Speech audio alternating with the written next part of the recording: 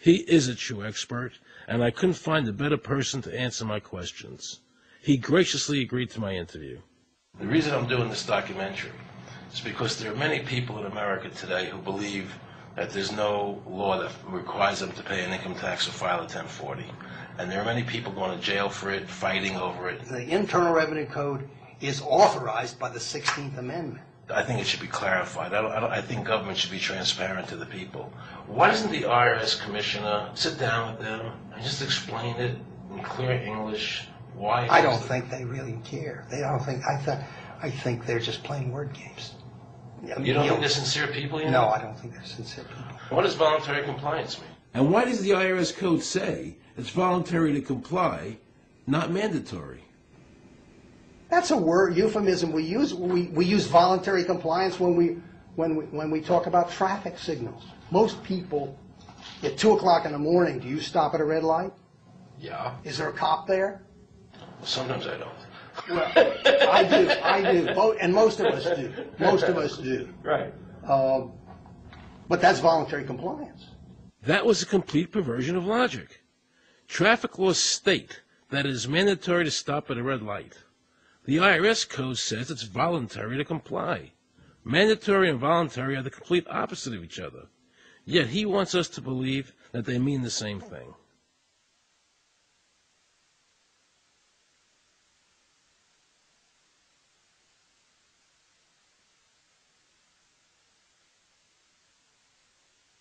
So can the government criminally prosecute somebody of information put on their 1040? Yes. Right, so doesn't that violate the Fifth Amendment? No. But the Fifth Amendment says I don't have to do anything that incriminates myself. Well, it doesn't incriminate you to put your income down. But you said before I could be put in jail for it. The commissioner wants us to believe that although the IRS demands that you fill out the 1040 and you can go to jail for it, that they are not violating your Fifth Amendment rights of self-incrimination. That is absurd. Isn't it true that the word income is not defined anywhere in the Internal Revenue Code?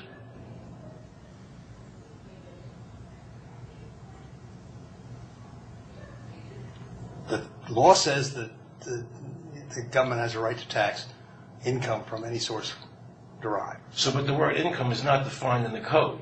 It just says income without a definition That's right. of what income is. That's right. Correct? Yeah. But there are many different kinds of taxes. Well, how can an American citizen know what income is if the code doesn't define it? If they're paying an income tax... Because the courts have all defined it. Do you remember what constitutional attorney Edwin Vieira said? The definition of income in the Constitution was given in the Eisner versus Montgomery case, and it turns on gains or profits that are made from some activity. So the Supreme Court has ruled income is not wages, it's not labor, it's gain from corporate activity. I believe that a man's labor is his private property. That's your view, but it's not the law. The Supreme Court's even said your labor is your private property. When I go to work for somebody, it's a trade. It's an even exchange. I do some work, you give me some money.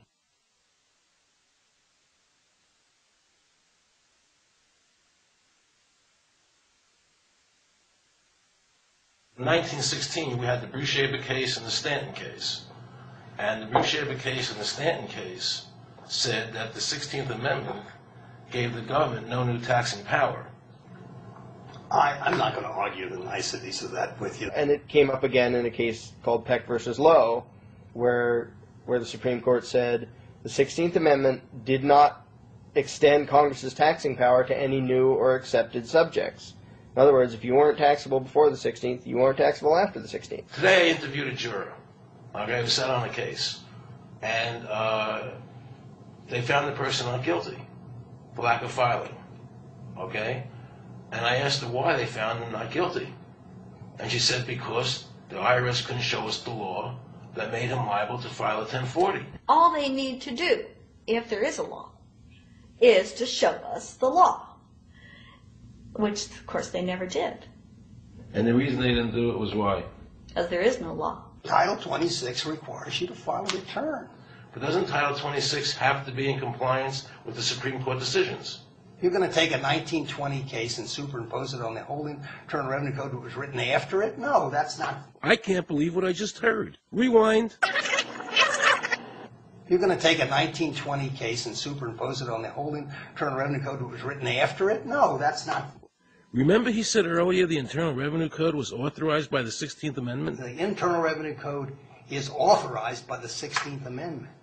Remember, the Supreme Court said the 16th Amendment did not give the government any new taxing power. These decisions have never been overturned. Let's listen further. Can the lower courts overrule the Supreme Court? No. How are they putting people in jail today for not paying a tax on their labor when the Supreme Court said they don't have to? Doesn't the IRS code have to be in compliance with the Supreme Court? That's my big question. This is a waste of time. Well, because whatever I say, you're not going to believe. He's right. I don't believe him. And neither should you. He wants us to believe we should obey the IRS code, which is being enforced in violation of the many Supreme Court decisions. If the Supreme Court made a decision... Thank you, Aaron. I think we're finished. I'm sorry, Mr. Cohen, you're doing that. Well, I'm sorry that you constantly re-argue the point. You're liable because the law says that you're liable, and the courts say the law says you're liable, and that's why you're liable.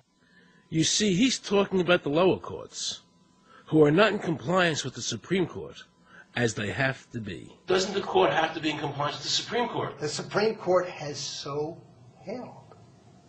Where?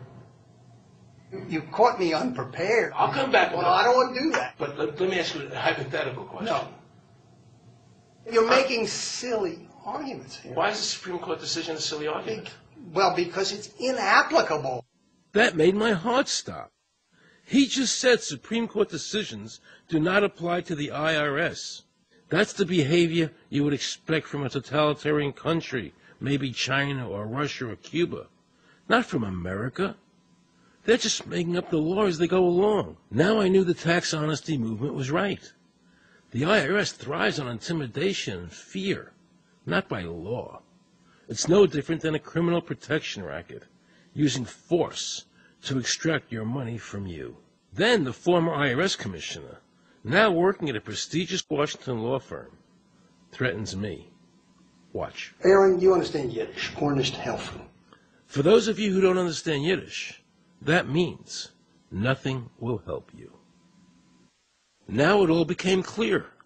I understood why the IRS wouldn't go on camera and talk about where the law was. I understood why all the senators I called refused to be interviewed. There is no law. And now you know what our political leaders and the courts have known for decades and have tried to cover up. The United States Constitution strictly forbids a direct, unapportioned tax on the wages and salaries of American citizens. The United States Supreme Court has consistently ruled that the income tax is a tax on profits and gains, not on labor and wages.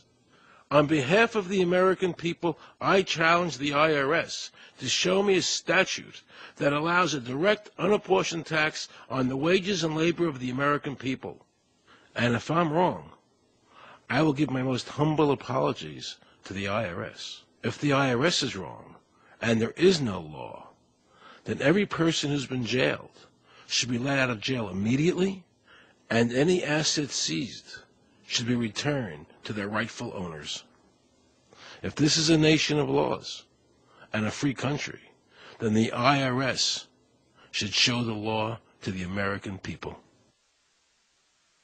I felt an overwhelming need to understand why juries were finding innocent people guilty of not filing a tax return when there was no law requiring them to do so.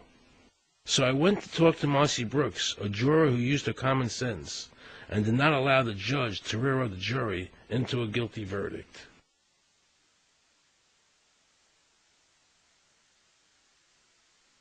He was being tried for 4 counts of not filing his income tax.